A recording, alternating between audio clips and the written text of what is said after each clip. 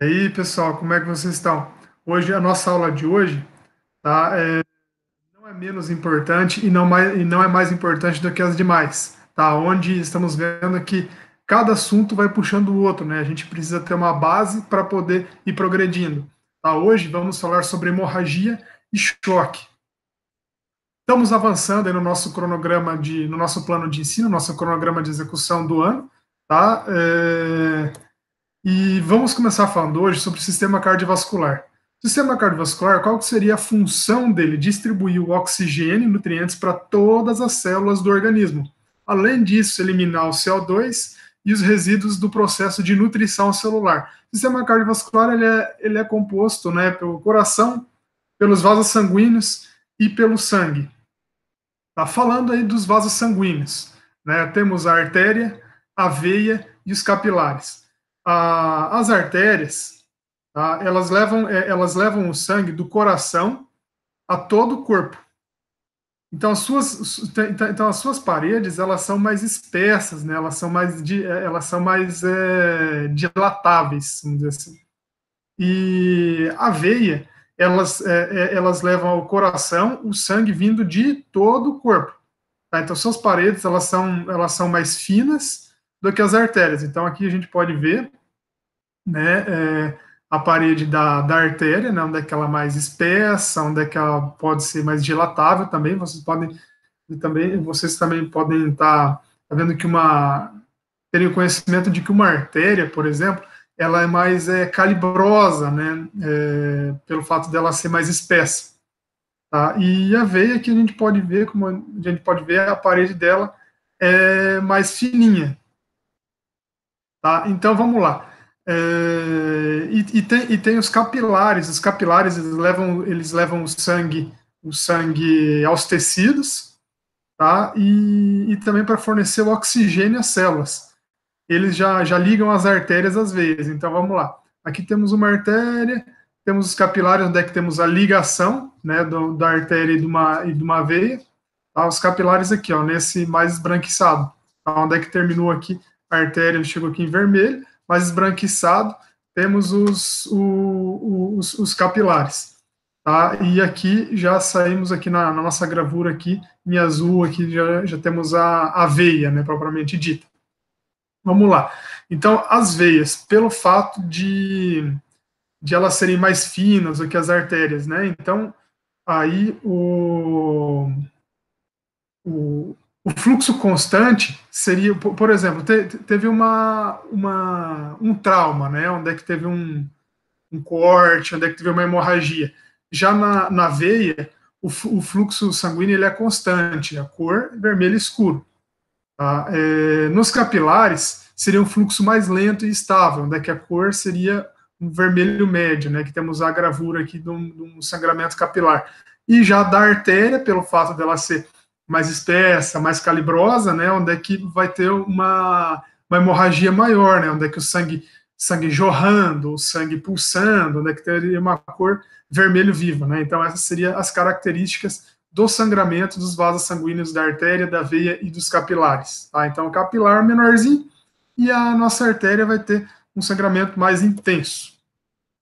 O que seria uma hemorragia? Né? A hemorragia é o extravasamento de sangue pelos vasos sanguíneos a partir da ruptura de suas paredes. Tá? Ela pode ser tanto interna quanto externa.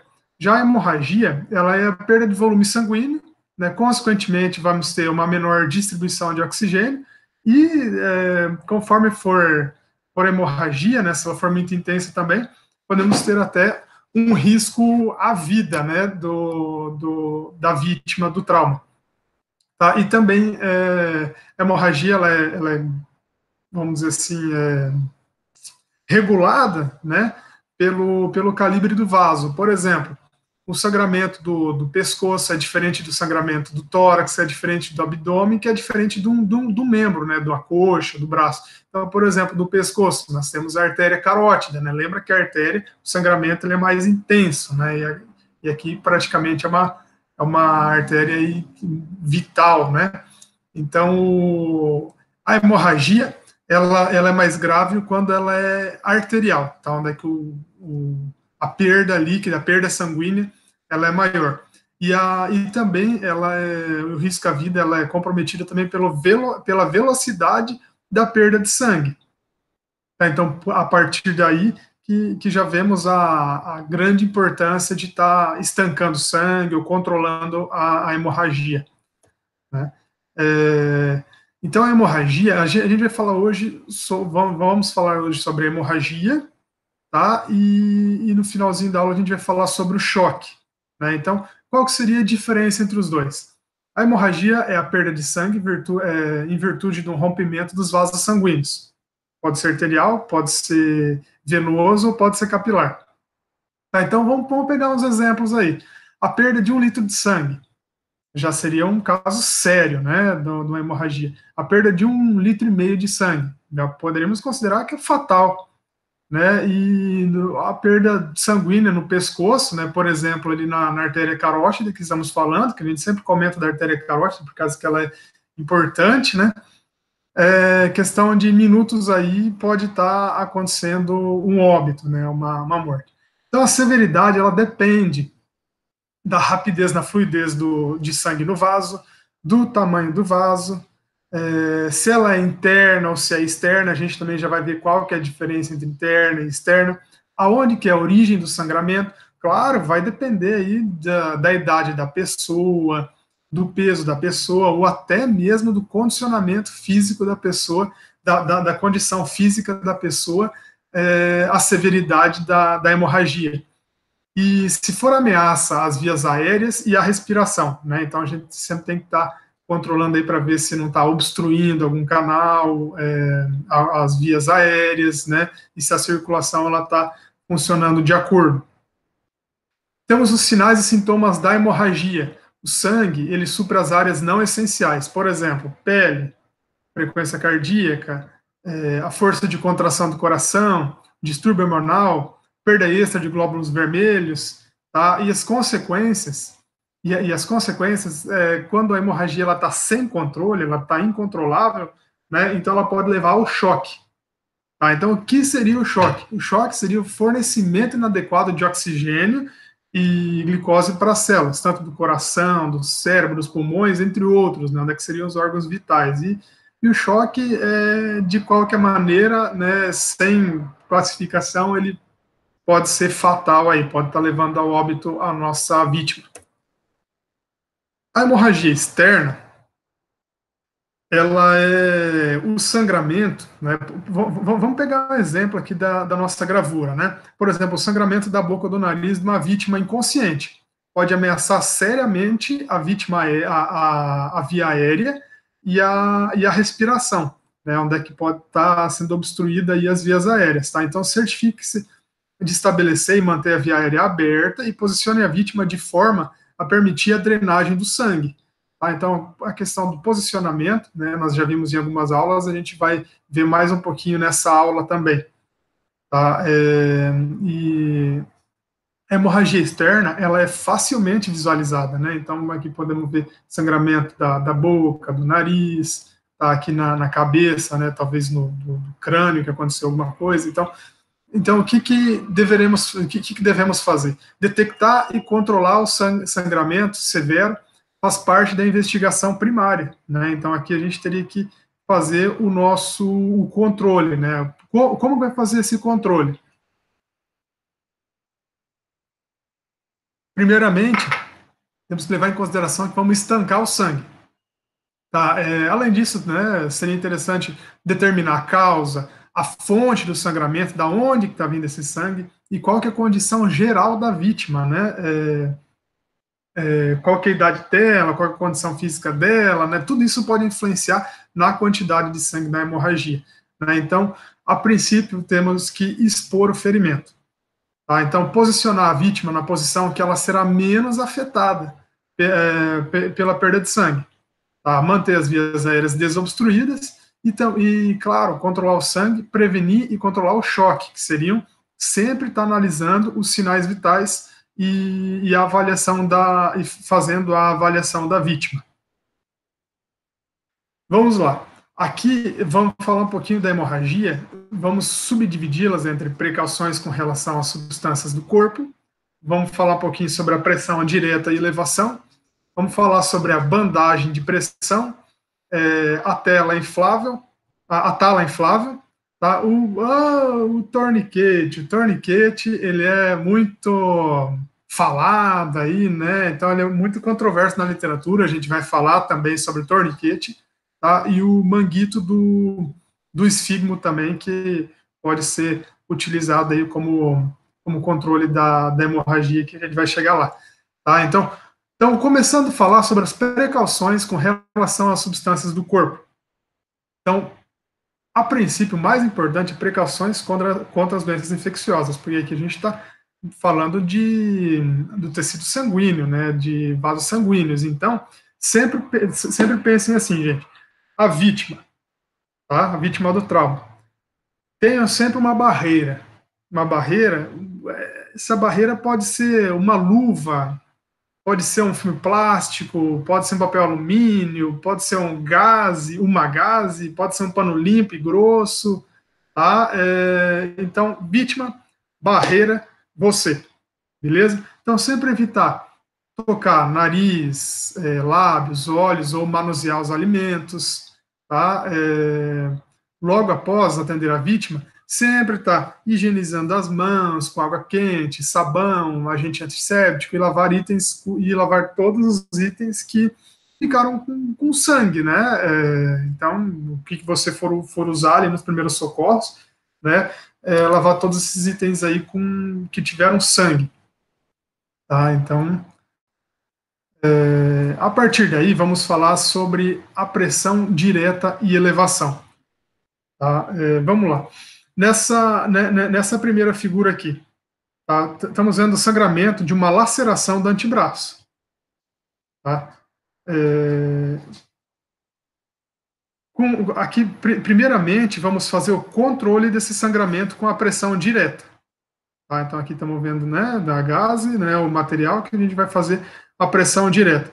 Embora a eficácia não tenha sido comprovada, a elevação, ela também pode ser, não tem sido comprovada a eficácia da elevação do membro, né, do braço, cientificamente, tá? Mas mesmo assim a literatura, ela indica ser feito isso, tá? Além da compressão, fazer a elevação do membro, tá? Junto à pressão direta e se o ferimento estiver localizado em um dos membros. Tá? Só que se não houver curativos disponíveis, e use as mãos enluvadas ou outro material limpo, com uma camisa, uma toalha, uma fronha, né? Então aqui, na verdade, a gente poderia estar improvisando aí alguma forma de estar estancando o sangue. Tá claro, o indicado é usar o curativo estéreo, o mais limpo disponível, né? Então pressione firmemente sobre o curativo no local, colocar no mínimo aí, né, uns 10 minutos para estar, é o que a literatura indica para estar fazendo, e elevação do membro no nível do coração, exceto, gente, quando houver uma suspeita de fratura, de alguma lesão, porque daí você pode estar prejudicando aí a nossa vítima, tá? E a compressa fria, né, nas aulas mais para frente a gente fala sobre compressa fria, compressa quente, tá? E falando da questão da compressa fria, ela desestimula o fluxo sanguíneo, tá bem?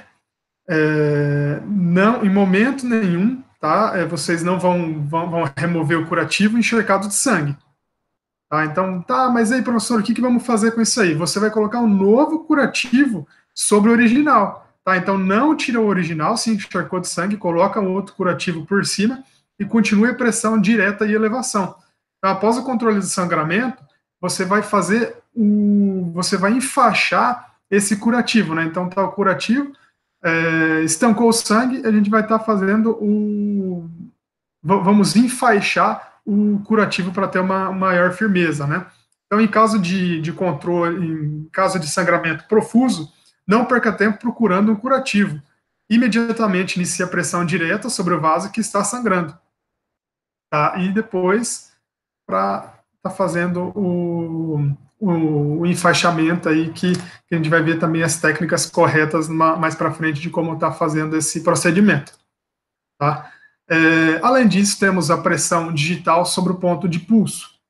Tá? Então, sempre utilizar a pressão sobre o pulso da artéria quando o método anterior falhar. Por exemplo, não conseguiu estancar o sangue, a gente tem que estar procurando ver como é que estão os sinais vitais da pessoa. Um exemplo desse seria o pulso da artéria, né? Quando não houver o acesso, e também quando você não tiver o acesso ao local do sangramento, tá? Como, por exemplo, esmagamento, extremidades presas em ferragens, às vezes você está vendo a pessoa ali, mas não está vendo que ela está sangrando, não está tendo acesso ao sangramento. Então, daí, nesse caso, né, sempre está verificando como é que está a pulsação da pessoa, tá, para ver como é que estão os sinais vitais e se a pessoa ela tá bem. Essa pressão ela é aplicada com os dedos sobre o ponto do pulso de uma artéria contra a superfície óssea. Tá, já vimos aí quais são vários pontos aí da gente tá vendo a pulsação da artéria, né? Então aqui temos a gravura onde é que temos todos os pontos aí, 3, 4, 5, 6, 7, 8, 9, 10. 3, 6, 9, 10 pontos aí que a gente pode estar analisando a, a pulsação do indivíduo. A aplicação de gelo, ele diminui o sangramento venoso e capilar. Tá? Nas contusões, ele previne a equimose, né? E também evitar o uso prolongado do gelo, pode causar lesões nos tecidos. Tá? Então, por isso também é sempre importante, além da gente estar aplicando o gelo, claro, tem aquela questão de você, barreira, vítima. Né? Então, não colocar o gelo diretamente, né? Talvez uma bolsa de gelo ou envolver num pano limpo, né? Isso aí também seria interessante para fazer a aplicação do gelo. Já na bandagem, falando sobre a bandagem de pressão. A bandagem de pressão, se necessário, para aumentar a pressão do curativo. Tá? Então, não é obrigatório colocar uma bandagem de pressão, né? Dependendo do tamanho da hemorragia, né? Ou da gravidade da hemorragia. Então, se necessário, para aumentar a pressão do curativo. Tá? Então, o que você vai fazer? Você vai cobrir com um curativo grosso, primeiramente na hemorragia, vai tentar estancar o sangue e tentar pará-lo, né, controlar a hemorragia. Então, segurando o curativo no lugar, passe a bandagem ao redor com firmeza suficiente para exercer pressão moderada. Claro, não vai não vai pressionar muito forte aí a nossa vítima, né? O indivíduo onde é que vai estar prejudicando aí a circulação da pessoa, né? Então você tem que fazer com uma pressãozinha moderada aí. Tá? Então, para isso, a gente sempre teria que verificar os pulsos distais, né? Para ver se não está comprimindo muito aí também, ou talvez pela coloração, a gente pode ver, se tiver muito preso, né? Essa bandagem, a gente pode ver pela pele matizada, ou pelas unhas, que elas são meio esbranquiçadas. Então, isso significa que a bandagem ela tá apertada, né? Então tem que cuidar com isso aí também. Temos a tala inflável, né? O que seria tala inflável? A bandagem de pressão e também o controle de sangramento. Veja só, gente, não sei se vocês já viram aí, né? Isso aqui já é uma alternativa mais comercial, né? Bacana isso aqui, a tala inflável. Onde é que ela vai cobrir o ferimento com curativo estéril e grosso, né? Então, claro, sempre é lei, é lei. Tá? Então, sempre para controle da hemorragia, a gente vai fazer um curativo estéreo grosso e a compressão local. Beleza? Então, você vai deslizar, vai estar. Vamos imaginar aqui um ferimento, né? Onde é que teve uma laceração, né? Algum ferimento aqui no tornozelo, tá? Então, imagine que ele tá sangrando. Né? Você vai fazer um curativo estéreo e grosso, tá? E daí, ao invés de você fazer a bandagem de pressão, você vai estar colocando vai estar cobrindo, né, o curativo estéreo e grosso com essa tala inflável. Tá? Então você vai deslizar a tala sobre o curativo, cuidado para não deslocar o curativo ou removê-lo. Né? Então aqui, então isso é um dos principais problemas dificuldades com a tala inflável, né? Onde é que você vai colocando e vai praticamente empurrar o curativo. Então você tem que ter esse cuidado aí para estar colocando a tala inflável também. Depois dela instalada aqui no local, né, colocada no local, você vai inflar a tala. Da mesma forma do que a bandagem de pressão, cuidado, né? Não vai estar inflando demais, tá? Porque senão vai estar comprimindo aí também e vai estar prejudicando a circulação. Para isso, sempre está verificando os pulsos distais. E se não, e se eles não estão, os pulsos distais, se não tiver cobertos pela tala, tá? Porque muitas vezes, né, a gente pode estar fazendo aqui o procedimento e está coberto pela tala, então não teria como a gente verificar esse pulso. Tá? E também você pode dar uma olhada pela pele matizada e as unhas esbranquiçadas, da mesma forma do que a bandagem de pressão, se a tala está apertada. Tá? Então, esses são um dos sinais de que a tala pode vir a estar apertada. Beleza, gente. Agora vamos falar um pouquinho sobre torniquete. Ai, ai, ai, ai, ai. Eu dei uma pesquisada sobre o torniquete na literatura, tá? Se ele é liberado, se ele não é liberado, tá? Vamos lá. Eu até mandei a mensagem para o Jean, né, amigo meu aqui. Ele é sargento, né? Ele trabalha na Tactical War também.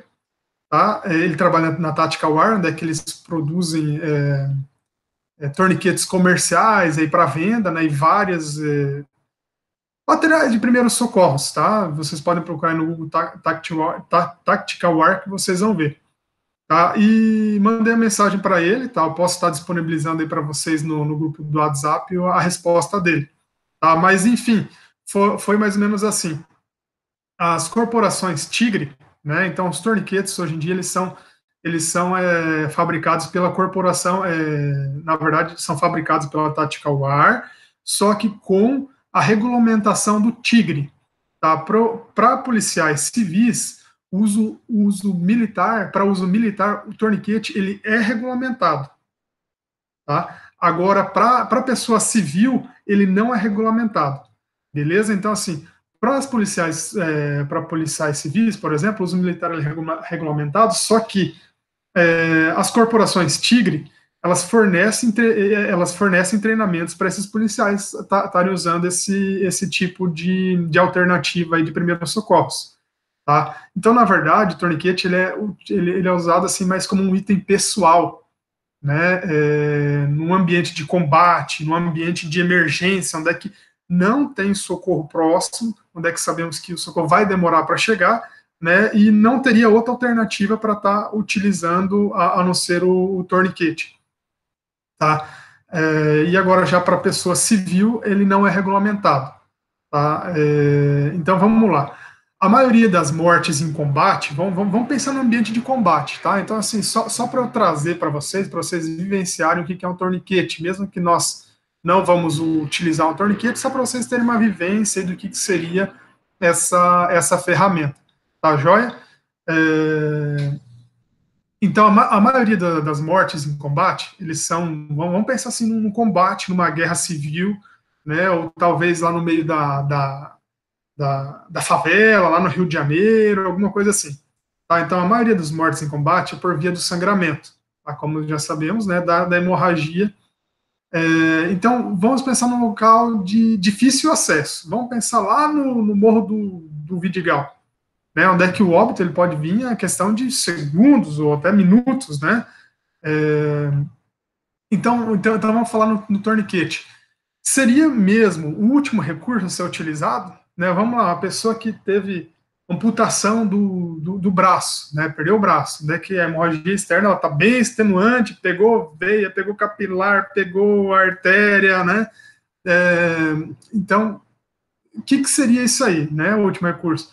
Depende da situação. Vamos pensar lá na zona de conflito, no ambiente tático, né? Como o nosso amigo Jean aí falou.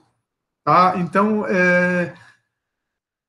o torniquete, pesquisas já fizeram essa enquete. Ele realmente acomete a perda de uma extremidade?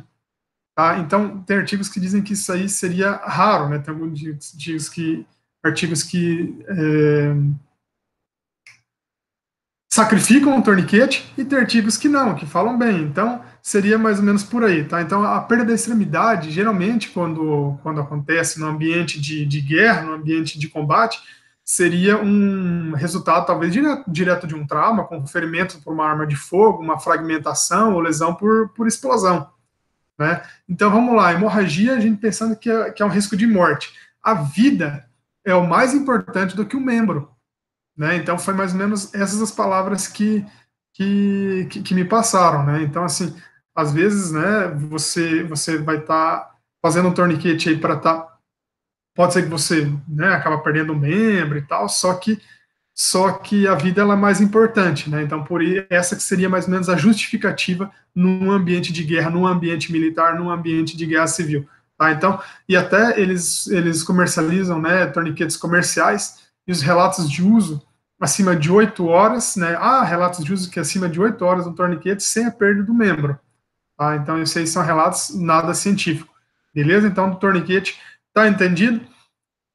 Para o uso militar, ele é regulamentado, agora para a pessoa civil, ele não é regulamentado, tá? De acordo com a Tática War e a Tigre Corporações.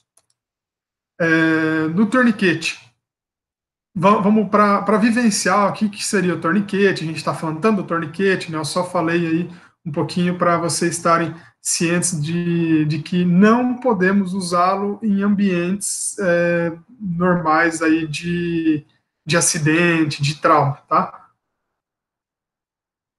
Então, se a pressão direta, vamos falar assim, quando utilizar o torniquete?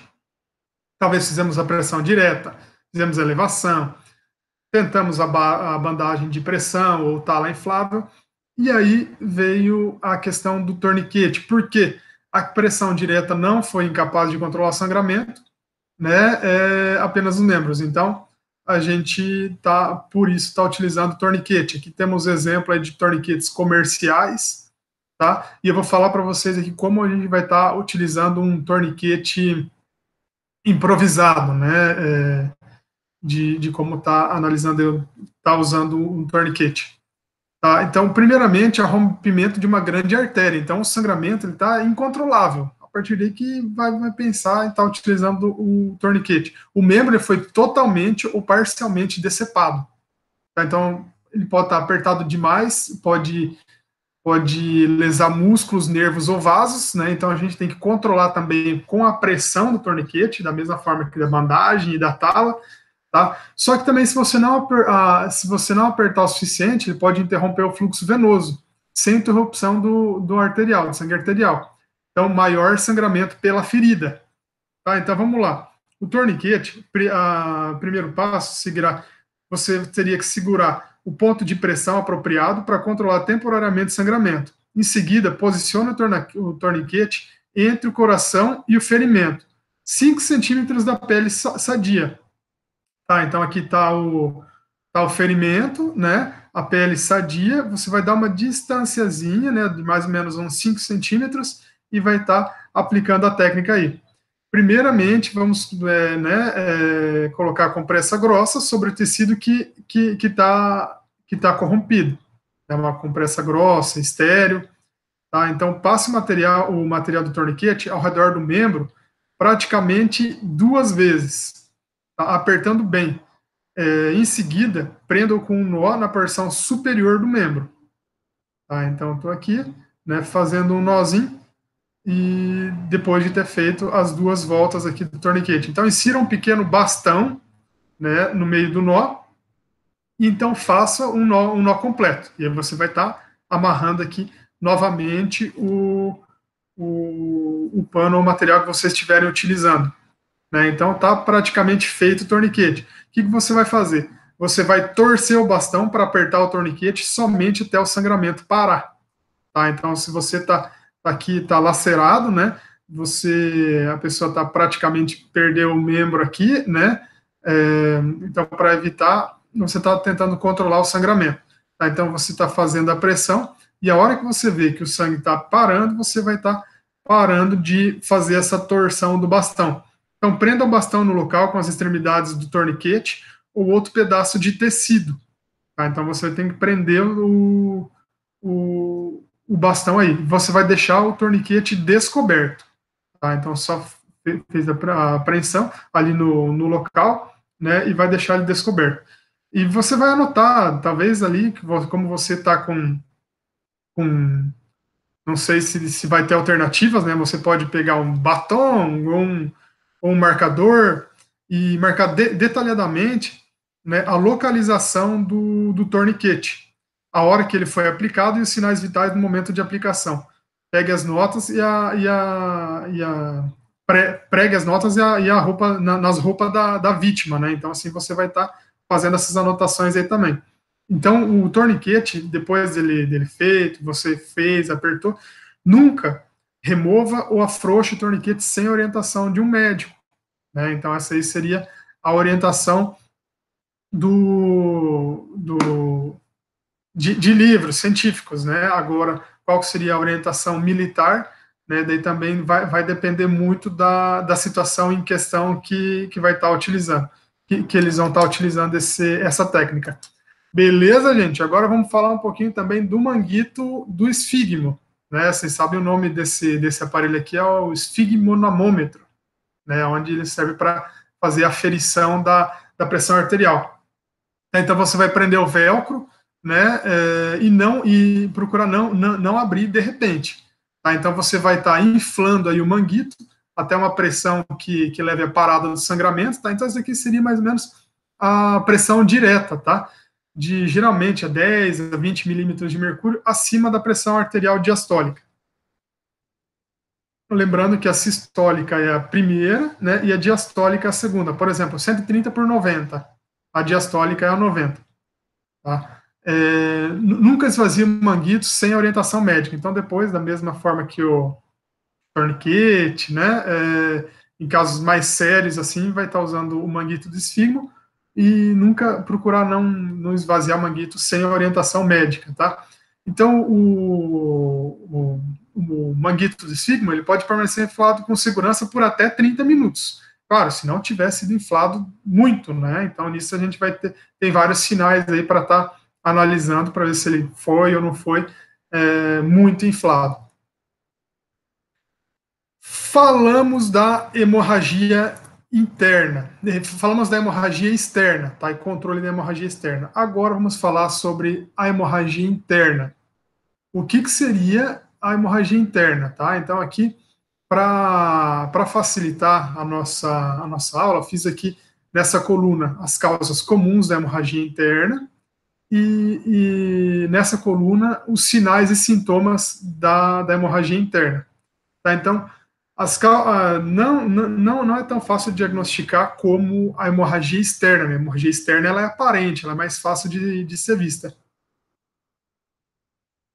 A hemorragia interna ela já está envolvendo um trauma fechado, né? Muitas vezes pode ser perfurante.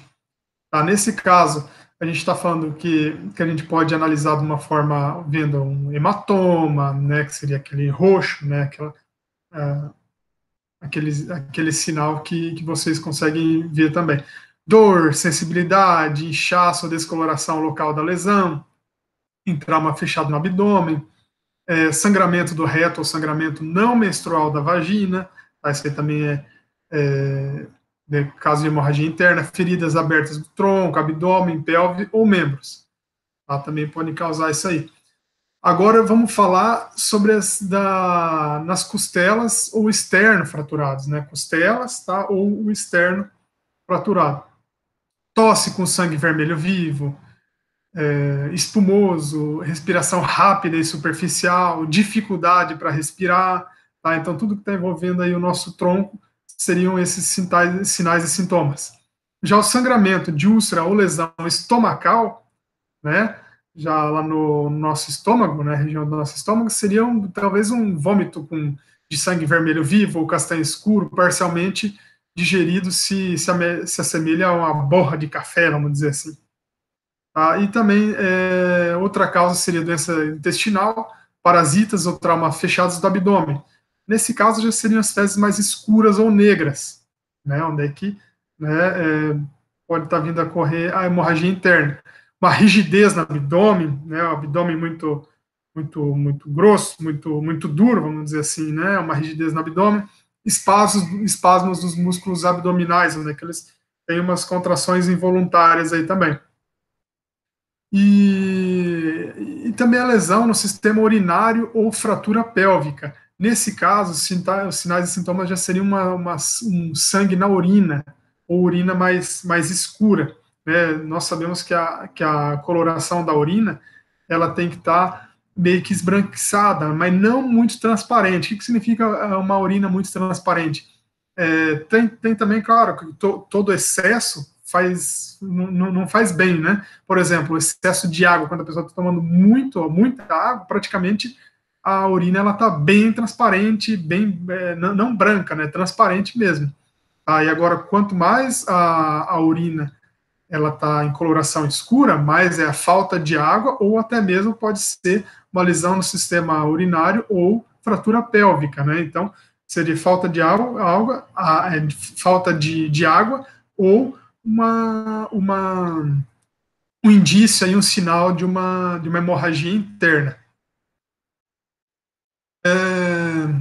Ela já é um pouquinho mais de difícil identificação do que a hemorragia externa, né? O sangue se acumula nas cavidades corporais. Então, essa seria a definição da hemorragia interna.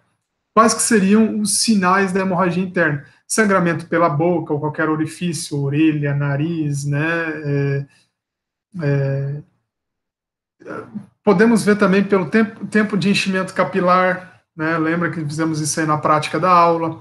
Pulso fraco ou rápido, a pele fria e úmida, pegajosa, pupilas dilatadas com reação lenta à luz, queda da pressão arterial. Onde é que a vítima ela pode estar ansiosa, inquieta ou com sede, também é um sinal de hemorragia interna. Náusea, vômito, respiração rápida e profunda, perda de consciência e parada respiratória e o choque. Tá? O choque, a gente vai falar, terminando de falar da hemorragia, a gente vai estar falando sobre o choque. Tá? Já da nossa hemorragia nasal. Quais que seriam as causas da hemorragia nasal? Lesão, doença, atividade, né? Talvez atividade física muito intensa, temperaturas extremas, fratura do crânio, manipulação excessiva do plexo vascular, diminuição da pressão atmosférica, altitude, viagem de avião, etc. Temos várias causas aí de hemorragia nasal. Como está controlando uma hemorragia nasal, gente? A principal causa aí, eleva a cabeça, né, para acalmar o sangue. Não, tá errado isso aqui, tá? Esse movimento. Beleza? Então, assim, o interessante seria você manter, né, a vítima sentada, imóvel, inclinada um pouquinho para frente, impedindo que o sangue seja aspirado ou vá para os pulmões. Então, nunca faça a vítima inclinar a cabeça para trás, tá? Então, nesse movimento aqui, o que pode acontecer? Eu estou inspirando, o sangue está acontecendo alguma complicação aí, tá? Então, se não suspeitar de fratura nasal, aperte as narinas. Tá? Então, por exemplo, se você não tem suspeita nenhuma de fratura nasal, viu que simplesmente começou a sangrar, né, a ter essa hemorragia nasal, aí você vai apertar as narinas. Se você viu que a pessoa não bateu em nenhum lugar, viu que não teve suspeita de fratura, então é esse o procedimento. E também você pode estar aplicando compressas frias, né, no nariz e na própria face, tá, para estar amenizando essa hemorragia nasal, se necessário. Agora, se o sangramento ele não parar, gente, não tente mais muita coisa não, tá? Chame o serviço de resgate médico. Beleza? Como proceder numa hemorragia nasal? Vamos lá. Primeiramente, né, claro, você não vai chegar já tampando as narinas, né, da vítima, ainda mais se você não conhece ela, né, então você teria que tranquilizar o acidentado para que ele não entre em pânico. Afrouxar a roupa para que ele para que não aperte o pescoço e o tórax, sentar o acidentado em local fresco, arejado, com o tórax recostado e a cabeça olhando para frente, verifique o pulso, se estiver forte, cheio e apresentar sinais de hipertensão, deixe que a vítima eliminada que seja eliminada certa quantidade de sangue, tá? Porque se você viu, por exemplo, que o batimento, né, ele está muito acelerado, forte, cheio, talvez um sinal de hipertensão, né, até mesmo ali no horário, se você tiver algumas outras alternativas de verificar mesmo se a pessoa está hipertensiva, né, deixa que seja eliminada certa quantidade de sangue para depois estar fazendo a compressão nasal, tá?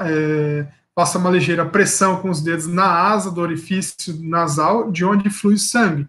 Então, para que as paredes se toquem e a compressão direta do sangramento seja contida. Tá? De preferência, por exemplo, né, se tiver essa alternativa, lembre-se, você, barreira, vítima, beleza? E sempre que possível, aplicar compressas frias sobre a testa e nuca, também auxilia no controle da hemorragia nasal. Encaminhar ao hospital e, em caso de contenção do sangramento, avisar o acidentado para evitar suar o nariz durante pelo menos 2 horas para evitar um novo sangramento. Assim, vamos lá, você conseguiu conter o sangramento, né? Então, procurar avisar a vítima aí, né? Porque como ela estava tendo um sangramento, né? Dizer para a vítima não tá aspirando o nariz e tal, porque pode vir a acontecer um novo sangramento a qualquer momento, né? Então, pelo menos nas próximas 2 horas aí, né? No mínimo, tá sem fazendo esse procedimento. Beleza, gente, finalizamos da hemorragia externa, tá? Interna, falamos um pouquinho, e agora vamos falar do choque. O que seria o choque? O choque é uma situação de falência do sistema circulatório em manter a distribuição de sangue oxigenado para os tecidos. O que está envolvido nisso aí? Sistema cardiovascular, né, que falamos no início da aula, mas enfim, ele tem a função aí de transportar oxigênio e nutrientes para o corpo. E, além disso, eliminar o CO2 dos resíduos. Tá? Então, o oxigênio ele provém dos pulmões. O nutriente, os nutrientes, ele provém do intestino e do fígado. Já o CO2 e os detritos celulares, eles são levados aos órgãos responsáveis pela excreção, aonde isso aí é feito pela perfusão tecidual, que é feito pelos capilares. Lembra que falamos da veia, artéria e os capilares. Tá? Então, uma falha nesse sistema, o que pode acontecer? Uma falha na perfusão tecidual, levando a vítima a desenvolver o estado de choque, que a gente está falando dos capilares. Tá? Então, isso pode estar relacionado ao coração, que seria onde a falha na bomba, tá? Do tecido cardíaco, o sangue, perda de sangue e plasma, e os vasos eles vão estar dilatados. Tá? Então, quais que seriam as causas do choque? Vamos pensar aí, tá, gente? Vamos analisar bem essa figura aqui, ó, o choque. Tá? Pode ser que ele tenha uma hemorragia, né, externa, pode ser que tenha uma hemorragia interna, tá? Então, vamos pensar em qualquer tipo de trauma. A pessoa lá veio um carro, né, e bateu na pessoa, onde é que tivemos um trauma aí. Então, você foi lá e avaliou a vítima. Tá? Ela está com diminuição na circulação por causa da perda sanguínea externa e acúmulo de sangue dentro dos vasos sanguíneos internos. Então, aí, né, temos uma hemorragia externa e uma hemorragia interna. Então, os tecidos e os órgãos, eles recebem a irrigação inadequada do sangue. Tá? Então, tanto os tecidos, né, musculares, ósseo, dos órgãos internos, tá? A gente está falando de todos os órgãos aí, tem uma irrigação inadequada do sangue. O que isso pode acarretar? Frequência cardíaca rápida e pulso fraco em razão da perda sanguínea. Tá? Então, o que seria isso? O coração deixa de bombear o sangue suficiente. Então, os vasos sanguíneos dos membros, eles se contraem, né, dos membros, eu digo, de braço, perna, para conservar o sangue, resultando em uma pele fria e pegajosa. Por isso que a pele fria a pele fica fria e pegajosa, tá? Por causa que os membros aí eles estão se contraindo, né, para manter para conservar o sangue. Então, acúmulo sanguíneo em áreas não vitais. O que isso acontece? A pele fria e pegajosa, o acúmulo sanguíneo está nas áreas não vitais, né? No braço, nas pernas, né? Então, baixos níveis de suprimento de oxigênio e nutrientes aos tecidos do corpo acarretam a diminuição da temperatura corporal. Tá? Por isso que a temperatura aí, ela vai tendo um decréscimo, uma queda, né? Então, além disso, a diminuição da eliminação dos resíduos pelos pulmões e rins, tá? E o que, consequentemente, acarreta os baixos níveis de oxigênio nos centros de controle da respiração, no cérebro, né? E também torna a respiração rápida e superficial. Então, pensa lá, diminuição da circulação, frequência cardíaca rápida e pulso fraco, pele fria e pegajosa, né? Aqui agora temos uma alteração na respiração, onde é que ela fica rápida e superficial. Tá? Então, a reação do sistema nervoso, ela resulta em sudorese profusa. Consequentemente, os músculos das paredes dos vasos sanguíneos começam a relaxar e a pressão arterial, ela cai. Tá? Então, a pressão arterial, então, ela vai caindo, ela vai diminuindo, tá? Então, é um sinal vital, né, que tem que estar sendo controlado também. Então, o extravasamento, né, de capilares leva à perda do plasma, tá, de plasma do sanguíneo vital, provocando a depressão circulatória e sede. Então, a pessoa já começa a sentir bastante sede aí também. Tá? Então, quais são os fatores? Ah, tá. Vamos lá. E, consequentemente, pode vir a perda de consciência, a pessoa ficar inconsciente, e a morte, o óbito pode vir a ocorrer. E quais são os fatores de risco para o choque? Né? Temos a idade, né? Por exemplo, uma pessoa mais idosa, tá? Uma criança, tá? Então tem diferença aí do risco, né? Fatores de risco, lesões múltiplas, tá? Então, por exemplo, teve uma laceração no braço, uma hemorragia interna nos órgãos internos, uma amputação da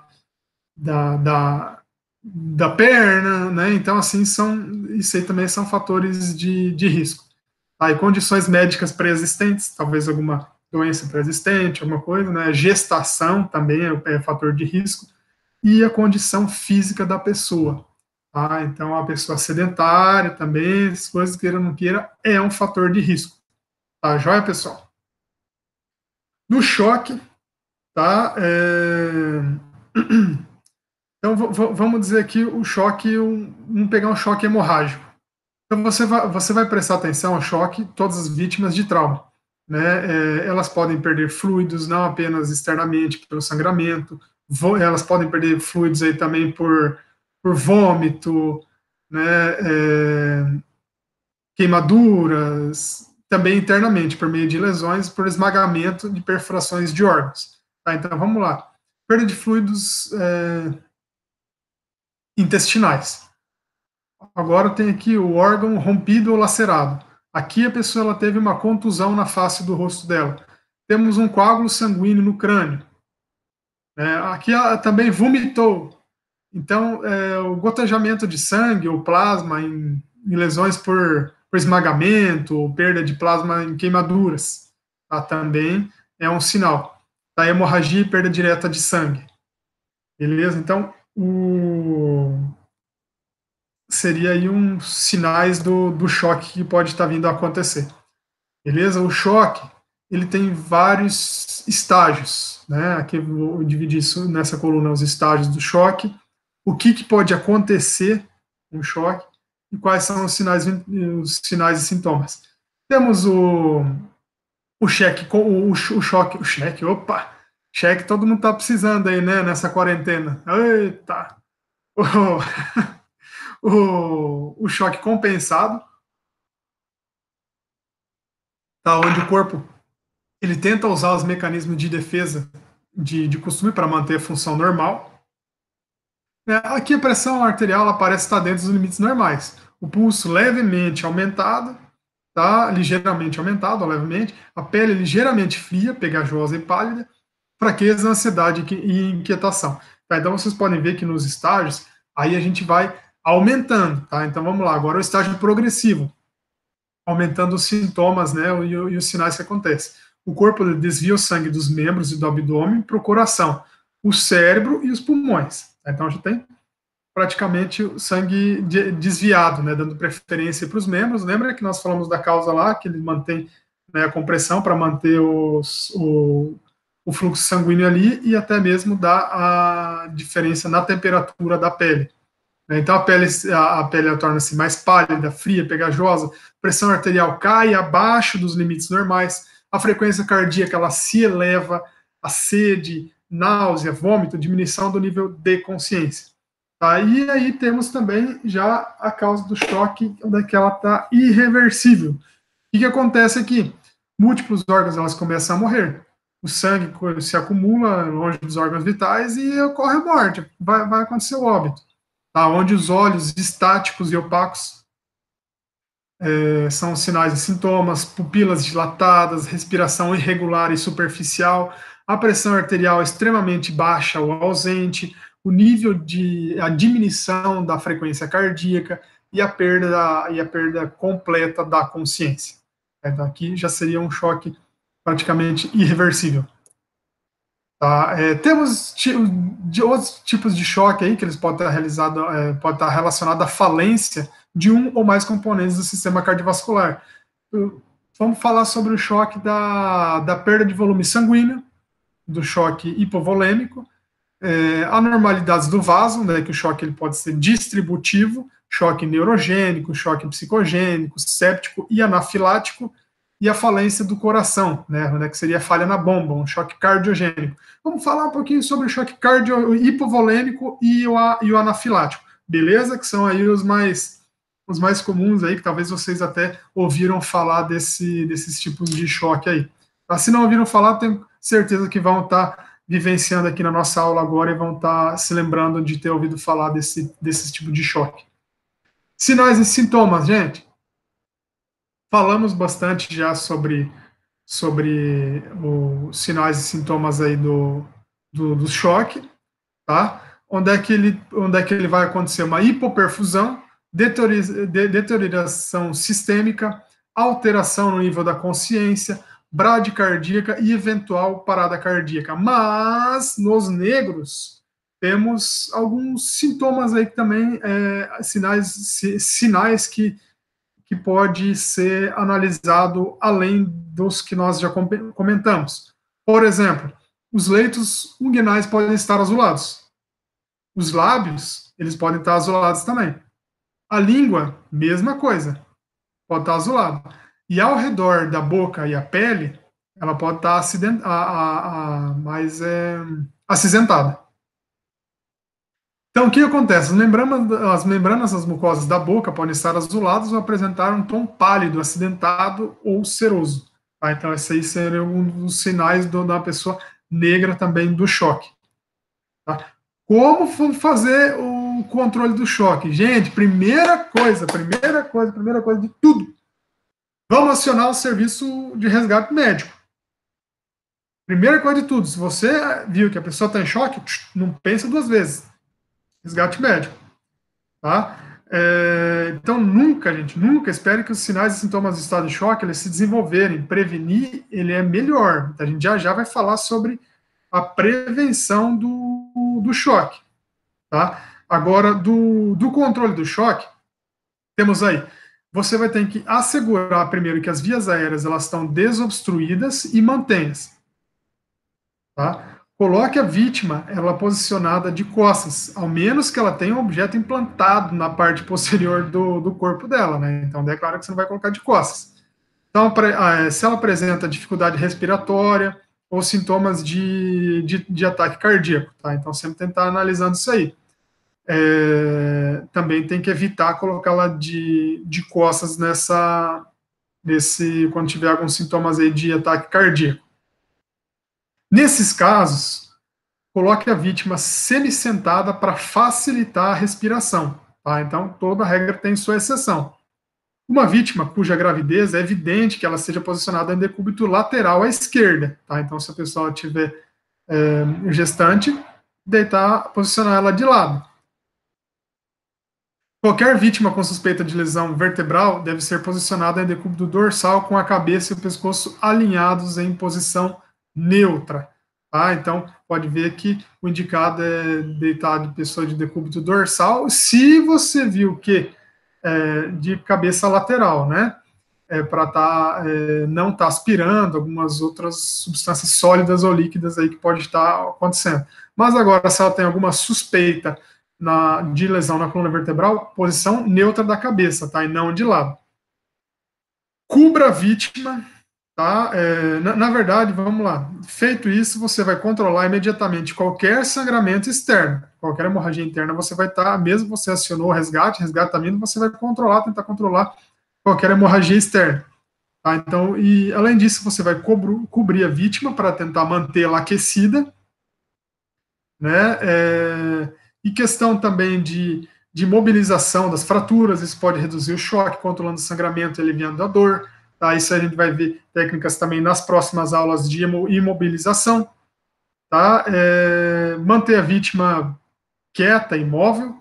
Né? O choque ele pode ser intensificado por qualquer movimento brusco ou excessivo. Tá? Então, por isso que manter a pessoa quieta ou imóvel. Não administrar nada à vítima por via oral, nadinha, pois pode haver alguma necessidade de cirurgia, assim como possibilidade de vômitos, lesão do sistema digestório, e se ela se queixar de sede, umedeça os lábios, tá, com uma toalhinha molhada, beleza? Só fazer isso, umedecer, não vai dar água para ela, beleza, gente? Então, e paralelamente, sempre monitorando os sinais vitais, estado de consciência em cada intervalo, e vamos dizer de 5 em 5 minutos, né, dependendo da experiência da pessoa, até a chegada da equipe de resgate. Tá? Prevenção do choque. Como que a gente pode prevenir o choque? Nunca espere os sinais e sintomas do choque se ele se desenvolver. Se você está vendo o que está acontecendo, primeiro tenta prevenir eles, né? Certifique-se de que a vítima ela está com as vias aéreas desobstruídas. Ó, gente, sempre vocês podem meio que gravar que é protocolo, tá? Certificado de que as vias aéreas elas são desobstruídas e respirando adequadamente. Se necessário, forneça respiração artificial, se tiver o devido treinamento, né? Já estudamos sobre isso aí também. Controlar o sangramento, imobilizar as fraturas, tornando as medidas para aliviar a dor, né, fazendo curativos, enfaixando, imobilizando, posicionando a vítima de forma adequada, tá, para estar evitando a dor. Coloque a vítima em decúbito dorsal, decúbito dorsal de barriga para cima, decúbito ventral de barriga para baixo, tá? Então, decúbito dorsal e manter a vítima sempre aquecida, procurando não superaquecê-la também. Tá, joia, pessoal? Vamos lá? Posicionamento do corpo e cuidados que pode ter com a vítima. Tá? Então, manter o calor do corpo, né, que já falamos. Se o choque for resultante de ataque cardíaco, falência cardíaca, se houver dificuldade respiratória, deixe a vítima se colocar em uma posição confortável. Tá? Que geralmente é a posição sentada ou semi-sentada. Nunca forçar a vítima a se deitar. Se a vítima estiver inconsciente, ela deve ser colocada de lado na posição de recuperação. Aqui já analisamos também como que seria essa posição aqui. Se as circunstâncias exigirem, o indivíduo deverá ser deitado na posição em que for encontrado. Tá? Então, isso aí se for o mais cômodo aí para a nossa vítima. E além do posicionamento correto para prevenir o choque, também é importante assegurar a respiração adequada, controlar o sangramento, né, através da pressão direta, mobilizar as fraturas, que vamos estudar nas próximas aulas, manter o calor do corpo e, claro, tá tranquilizando a vítima.